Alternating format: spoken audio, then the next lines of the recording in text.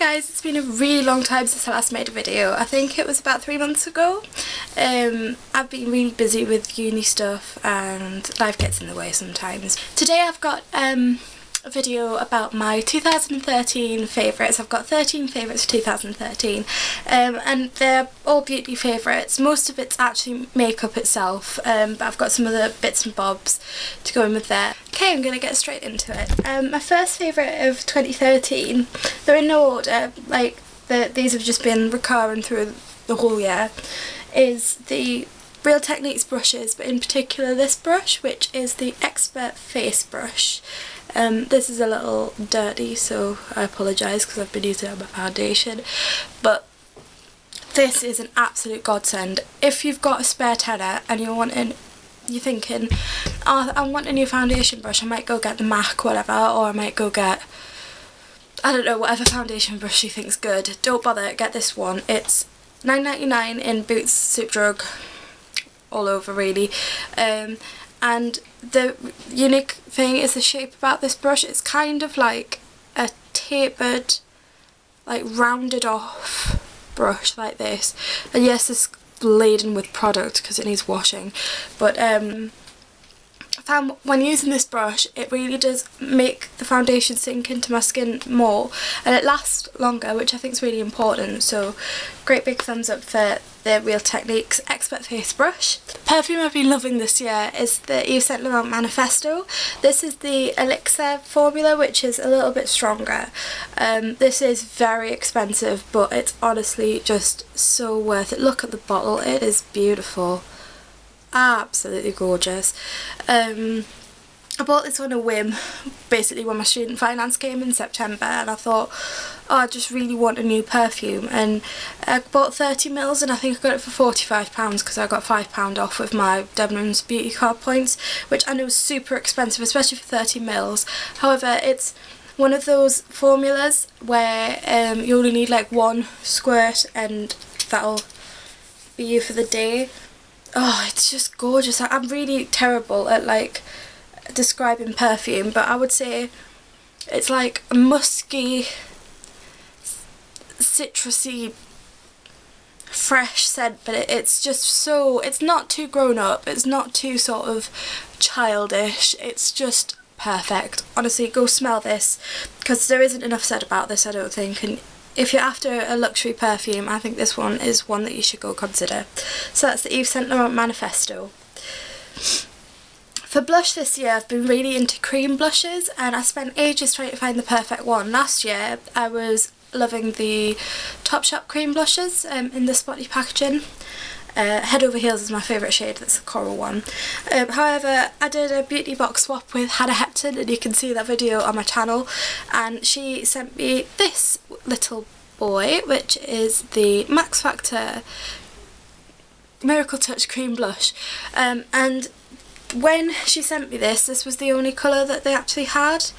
It's got little bits of brush hair in it, you'll have to forgive me, and it's like a middly pink colour, and I thought, this is so weird because the texture of it, it's like, I don't know if you'll be able to see, it's like a lip balm almost, and I was thinking to myself, I'm not sure if I'm going to like these because it's really sticky, but I tried it on her recommendation because she sent me it to try and I'm absolutely in love with that. I've got it on today. It sort of goes to a dewy, creamy finish on the cheeks. Apologies about that, my camera thought it'd be a good idea to cut out. So what was I saying? Yeah, the Miracle Touch Creamy Blush, they stay on all day. They brought out some different colours, and I have the red one as well, and the red one is so pretty, especially on people that have got quite pale skin like me. I'm pretty sure they're about the £6 mark, which isn't bad, A for Max Factor and B for a cream blush in general. So I'm throwing this about all over the place. Definitely go and try one of those if you're a cream blush fan, and you know, see if it works for you. The next product I have is, I rave about this constantly, but it is just so beautiful. It's what I've got on my lips today, and it is the NYX Mega Shine Lip Gloss in beige, which is pink. But these lip glosses, the Mega Shine ones, they're a little hit and miss, but the ones that are like opaque like this, like there's no shimmer in them whatsoever, oh my god, they're amazing. Like seriously, I think NYX has started stocking NYX in the UK, which I found out about a few weeks ago, and I went, oh my god. So when my student finance goes in, you can imagine I'm going to go buy about 1 billion of these. But this one and the Glossy Natural as well are absolutely beautiful. They're opaque. This is literally, like, I'll try to show you. That is without anything underneath. They're thick. They feel nice on the lips. It's like a lacquer, so like they're shiny and sticky, but it's not uncomfortable. It's quite moisturising. It's great for the winter months, and I just think that they're spot on. They're about £4.59-ish. Don't quote me on that one. So far we've had, apart from the perfume, we've had quite budget-friendly stuff. I've got a couple of high-end, like just 1 or 2 high-end things to show you, just because I think sometimes it is better to buy things that are worth the money. And this has been my, if I had one product this year that I think has been the most useful and best use of money ever, it's the Naked Basics palette. Now I don't actually talk about this all that much because it's one of those things I really take for granted, and as you can see it's had a fair bit of wear, especially in this shade which is Walk of Shame, and this which is Naked 2. Yes, Naked 2. My friend Thomas persuaded me to buy this when it first came out, and I was like, oh, it's £20, Thomas. I'm not really an eyeshadow wearer. Well, I was, but not so much. I was more into lip products at the time. And he was like, but Emily, seriously, you can use it for everything. And he was totally right. We've got 6 colours, very briefly. There's Venus, Foxy, Walk of Shame, Naked 2, Faint, and Crave. They're all amazingly pigmented. Venus is a really pretty shimmery colour, and the rest are mattes. This is a lovely sort of yellowy colour, which is nice. Walk of Shame is my favourite. It's a peachy cream. Naked 2 is a taupe colour, which I use on my brows. Well, I used to when I had blonder hair. Faint is a matte brown, which I now use on my brows, and Crave is a really, really good black. Now if I just show you these on my hand, you can see what I mean about them being so pigmented. You can't really see the top 3 probably, but the bottom 3 especially. If you think about it in terms of logistics, £20 is 6, 12, 18, £3, not even £3.20 an eyeshadow, and it is totally worth it. So travel friendly, big mirror, fantastic, worth all your pennies. Go get this. They're all mattes, like I said, apart from the Venus, the shimmery one. I use it every day. I can't say anything else. The other high-end things that I've got to show you is this brush, which I bought last year I think, but it really is one of my favourite brushes. It's the Smashbox blending brush. It hasn't actually got a number on it, I don't think, otherwise I'd tell you which number it was. It just says Smashbox, right, it's number 10. It's the crease brush. I bought this instead of buying a 217. I got it in the MAC 217. I got this in the cosmetics discount, I forget what it's called, the CCO in York, when I went with Thomas and Ryan, my friends, and it's just so soft. It's so brilliant at blending out eyeshadow. I love my Real Techniques eye brushes, but I don't find they're that good at blending out in my crease because they're quite short and fat. This is quite long and tapered, so it kind of gets more into where I need it to be. I think this is really expensive. I paid about £12 for it, but I'm pretty sure it's like an £18. But it's a really good alternative for 217 if you want to check it out. And the last high-end thing is a foundation, and again, I don't really talk about this all that much, but many people probably don't know I have it. It's the NARS Sheer Glow. Now, the story about this, I hated this when I first tried it. I tried it in the summer, and I bought it on eBay. It's in the shade Light 2 Mont Blanc, which is a little bit dark, but now my skin has a little colour because from summer and stuff, it's not so bad. But I tried this when I had problems with my skin and it was oily and I wasn't using the right products to get it to dry out, and I found that this just slid off my face. So if you have oily skin, this is not one for you. However, recently I have just been going for it constantly and I know I'm running out of it, which makes me very, very sad. But this foundation is just got the most beautiful finish. I can't even describe it to you. It's not sheer in the slightest. It's very, like, it's not high coverage, it's medium coverage, but it makes your skin just look so, you know what I mean. And it's very expensive. I think it's £35 a bottle. Worth every penny. I even like this more than my YSL Touche Eclat foundation, which was £29, because I found that that did make my face look a bit strange after a while.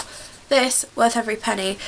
Go check it out. And they go quite pale, because I mean this is only the second lightest, and I normally take the lightest in foundations, so not sheer glow, everybody. And that's Mont Blanc for anybody that wants to know. Next I have a hair product for you, and this is the Elenet Satin Heat Styling Spray in the volume category. I bought this again, I'd seen it on a few blogs and I thought to myself, that looks quite nice, so I thought I'll give it a go. Expecting it just to be a standard sort of heat protecting spray, you know, just doesn't burn my ends, anything like that.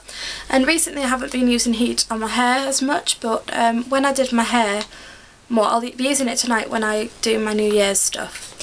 I spray this in my hair when it's wet, and I scrunch it into my hair like this, and then I blow dry my hair out. And I have really thick hair anyway, however it does kind of sometimes get a bit heavy with products, and it doesn't look great. When this is in, it just really makes it look bouncy and healthy and shiny, and I don't know what it is about this particular spray, but it is wonderful. I mean, I've had it 6 months and there's still loads left. I mean, it's going to last me a long time. It really is an investment. I think it's about £6.50, which normally I wouldn't spend on my hair. Next products are something that I was really slow on the bandwagon. Everyone loves these, I'm pretty sure, and they're the Revlon lip butters. These are my two favourites, but they're representative of them all, really. However, these are the only two that I have. I'm intending on getting more. This one is called Pink Truffle, and it looks really, really dark in the tube. Like, it looks a bit sort of like an old woman's colour. But when you actually put it on your lips, it is a really, really nice pink, dark pinky nude. There it is. And I also have Sugar Plum, and this is my favourite. This has been my favourite autumn winter colour by far. Again, it looks quite dark in the tube, doesn't look quite nice, but on the lips it is beautiful. It's a very pinky plum colour. In fact, it reminds me very much of MAC's Plumful, except these have a totally different formula because I think that's a matte lipstick. The reason that I love these are they really do keep your lips really moisturised, and they feel like the NYX glosses. I think I compare the textures because they're quite wet feeling. They give like a glossy finish and they might feel nice on your lips. Like, you don't feel like you're wearing a lipstick. It's why I'd like to try some of the brighter colours, because when I wear bright colours I'm always conscious of the fact that I have something on my lips and I'm like that all day. But these are just, they just feel beautiful. Like, they are worth every ounce of hype that they're given. Next, my final lip product, which is unusual for me because it's normally just be all lip products, is this. Well, these are representative of this line of lipsticks as well. It's the Maybelline Colour Sensational lipsticks. This one's called Iced Caramel, and again it looks really funny in the tube. Looks really brown, a bit weird. But when it's on the lips, not necessarily in the swatch because it still looks a little bit funny in the swatch. When they're on the lips, this is Iced Caramel here. It just really is a beautiful nude colour for my skin tone, because most nudes on me really wash me out. This is very sort of orangey, and it just ties together like a really bright eye really well. These lipsticks are exceptionally creamy and really pigmented, and they're my favourite formulas apart from, I'd say these, the Rimmel Moisture Renew and the lip butters are all in the same like category for me. Coming up to my last three things now. I'm going to do my last eye product. Of course, who can go and be a beauty blogger without mentioning the Maybelline colour tattoos. This has been my favourite by far. It is metallic pomegranate, and as you can see I've given it quite a good go. This particular colour of eyeshadow has definitely been my favourite as well this year. I'll give this one a little swatch too so you can see. There we go, just right on the end there. This purpley, bronzy, browny hybrid has been my favourite kinds of colours this, especially this winter. Anything with a bit of pink or a bit of red in there is really pretty, I think, at this time of year. This pomegranate colour I've used to death basically, especially on nights out. Find it really helpful when I'm doing a smoky eye, either as a base or as the actual colour for the smoky eye. Today I've got it very, very sheeny over my lips, and over my lids, and you can see it's very subtle, but you can build it up and it can look really vibrant and like pow. And that's what I like about it. It's a very versatile product, and these are only $3.99, and I would say they were better than the MAC paint pots.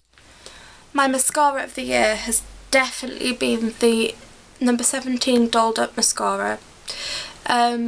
This came out at about the same time as the YSL Baby Doll mascara, and I was lusting after it so much. I thought, oh god, I really need that in my life. I mean, because, you know, everyone thinks about mascara in that way.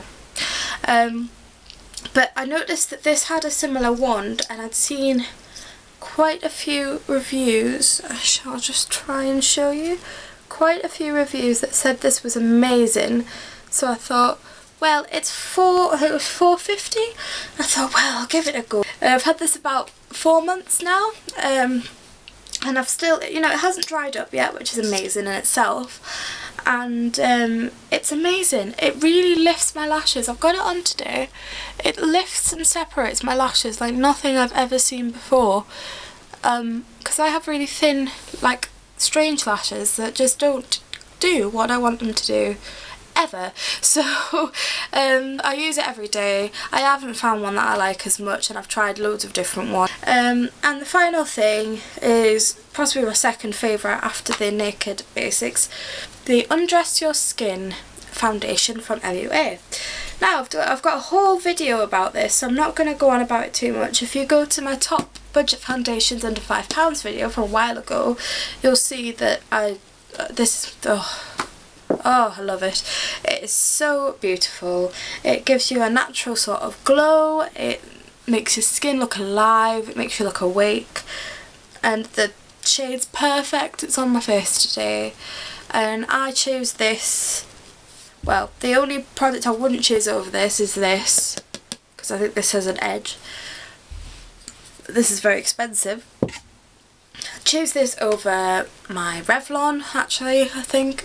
Choose this over my YSL. I have chose this over my YSL a few times. It's just amazing. It's £5. You get quite a lot in the tube. I've had this for 3 or 4 months, and I've just come into the end now. You get 35ml. And although the packaging's really annoying because it just dribbles out like that, it's worth every penny. So that's a definite my final product of my fabulous 13. And I just would like to say thank you again to everybody that watches my videos, that reads my blog. I appreciate it so much. Sorry I haven't been around so much this end of the year, and I'm hoping that 2014 brings everyone lots of love and fortune, and I hope for big things for me too. So I hope you enjoyed this video. Give me a thumbs up if you liked it, and subscribe if you want to see some more in the new year. I've got some pretty cool things planned, I think. And have a brilliant new year, everybody. Bye bye.